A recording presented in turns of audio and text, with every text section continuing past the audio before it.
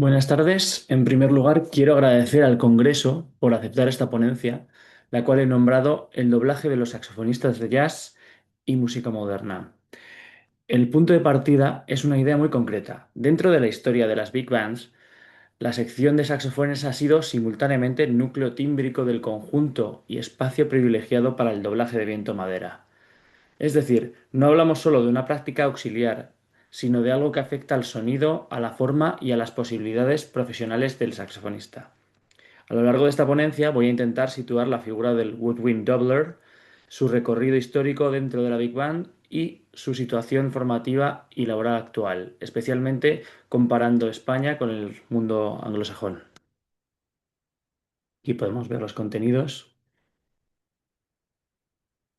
Empezamos por la introducción. Esta ponencia se sitúa en la intersección de tres planos. Primero, la historia de las big bands y el lugar central de la sección de saxofones. Segundo, la figura del woodwind doubler, entendida como el músico de viento madera que domina varios instrumentos de distintas familias, saxofones, flautas, clarinetes y, según los contextos, incluso oboe, fagot o instrumentos folk y de época.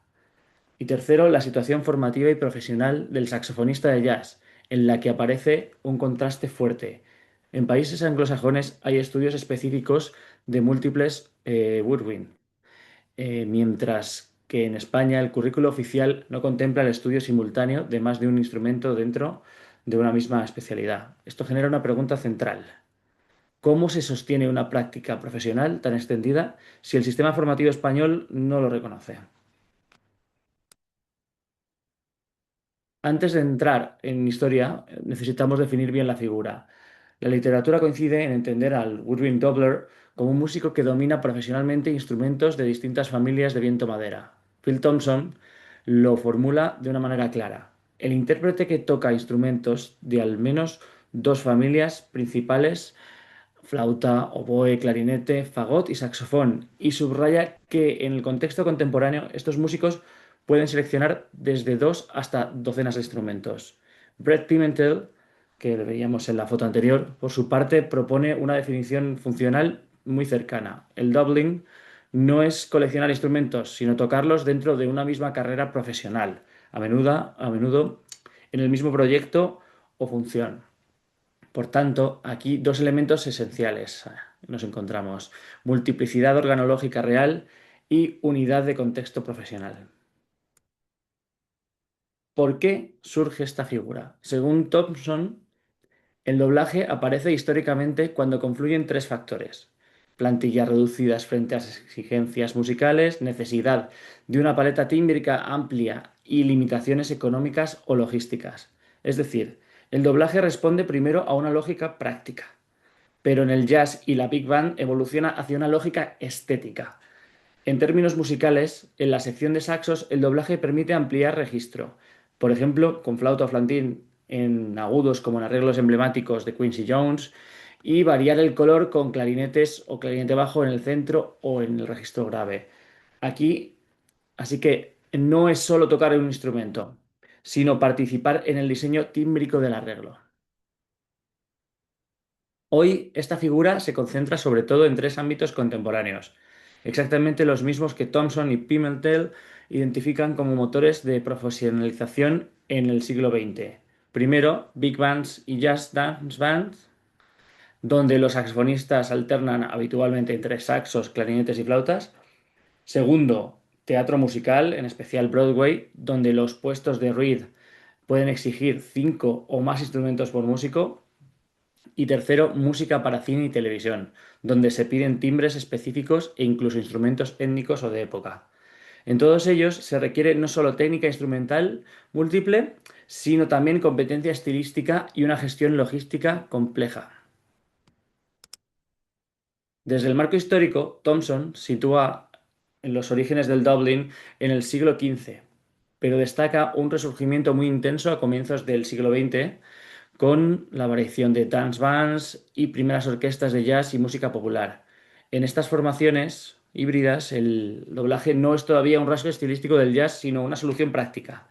El ejemplo que cita es claro: la Black and Tan Orchestra en 1914 ya incluye saxofonistas doblando violín y clarinete. Y desde 1910 hay agrupaciones con dos o más sillas de doblaje. Esto nos enseña que el doblaje, el doubling, entra en el jazz por necesidad funcional, no como adorno.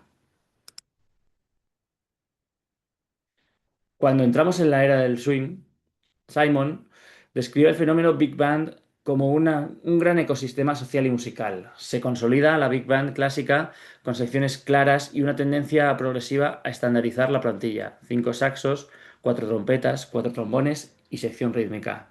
Además, en los listados de personal de finales de los años 30, vemos que es habitual encontrar saxofonistas doblando clarinete. Aquí la sección de saxos empieza a ser reconocible por su escritura, líneas, riffs, el uso del clarinete como color líder o de relleno, el papel del barítono, todo ello configura la identidad sonora. Fred Storm aporta una lectura muy útil. El arreglo de jazz evoluciona desde el swing hacia lenguajes cada vez más complejos armónica, tímbrica y formalmente. En swing, la sección de saxos tiene mucho de función homofónica, de fondo armónico o llamada y respuesta. Pero desde los 50 y 60, con Evans, Gil Evans, Brookmeyer, Thad Jones o Don Ellis, la sección de reeds, la sección de saxos, se trata como un grupo camerístico interno. Ahí el doblaje deja de ser opcional para convertirse en recurso estructural. La flauta extiende el registro agudo, el clarinete y clarinete bajo abren nuevos colores en el medio grave y otras maderas puntuales acercan la Big Band a una lógica orquestal más amplia. En la Big Band contemporánea, este proceso se consolida. Starm y Geyer muestran cómo en arreglistas recientes el timbre participa de la forma. Con Marie Schneider, como caso paradigmático, la sección de reeds dobladora está integrada en arquitecturas métricas y formales complejas. No es un efecto aislado, sino un recurso que articula secciones, transiciones y clímax sin romper el vínculo con la tradición jazzística. En suma, lo que nació como solución práctica en dance bands acaba siendo un dispositivo estético y formal en la Big Band moderna. En Estados Unidos aparecen programas universitarios específicos como Multiple Woodwinds desde la segunda mitad del siglo XX. Davis analiza 24 instituciones, muchos son Master o Doctor of Musical Arts, diseñados para formar intérpretes capaces de tocar 3, 4 o 5 instrumentos con nivel profesional, orientados sobre todo a fosos de musicales y orquestas de estudio. La estructura de los programas es heterogénea: recitales con 2 a 4 instrumentos, pesos distintos por instrumento, pero el objetivo profesional es convergente: preparar dobladores para ese mercado especializado. Actualmente, Pimentel tiene documentados 41 centros en Estados Unidos, 3 en Reino Unido y uno en Italia, en los que se educa en esta disciplina. Ese mercado es muy claro: Broadway, cine y estudio de grabación. En Broadway, el doblaje es casi la norma de la industria. Las partes de Reeds se diseñan para que unos pocos músicos cubran muchos timbres y registros y así generar una paleta similar a la sinfónica con menos plantilla. Y en cine ocurre algo parecido. Pimentel muestra la incorporación de instrumentos folk, étnicos y de época, duduk, shakuhachi, pan flutes, tin whistle, como marcadores sonoros de geografía, época o atmósfera. Eso sostiene un perfil laboral hiperversátil que conecta Big Band, música y audiovisual. En España el contraste es fuerte. Las enseñanzas regladas no contemplan formalmente estudiar varios instrumentos de viento-madera dentro de la misma especialidad. No hay itinerarios equivalentes al Multiple Woodwinds que veíamos. Por eso, los perfiles de saxofonista doblador surgen mediante trayectorias híbridas: doblajes aprendidos fuera del currículo oficial, títulos separados en distintos momentos, clases particulares, autoaprendizaje o experiencia profesional directa.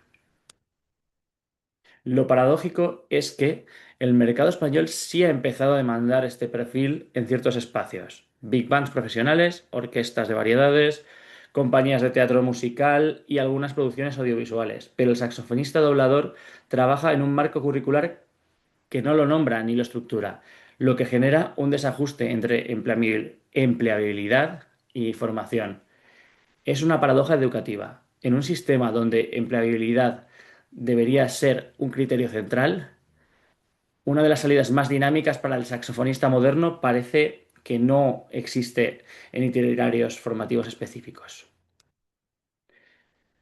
Con todo lo anterior, las conclusiones principales son estas. Primero, el doblaje es constitutivo y estructural. Forma parte de la historia larga del woodwind doubling y de la evolución del arreglo de jazz. No es una práctica marginal. Segundo, existe un desajuste evidente en España. El currículo oficial no se corresponde con estas necesidades profesionales reales. De aquí se derivan líneas de trabajo de futuras, investigación aplicada sobre composición y arreglos para grupos formados por dobladores de viento madera, una posible propuesta de diseño de módulos o itinerarios específicos de doblaje en conservatorios o en universidades y abrir el debate sobre si las nuevas realidades de la industria de la música pueden derivar en una vuelta al músico multiinstrumentista para atender a un panorama artístico más volátil y cambiante. Muchas gracias.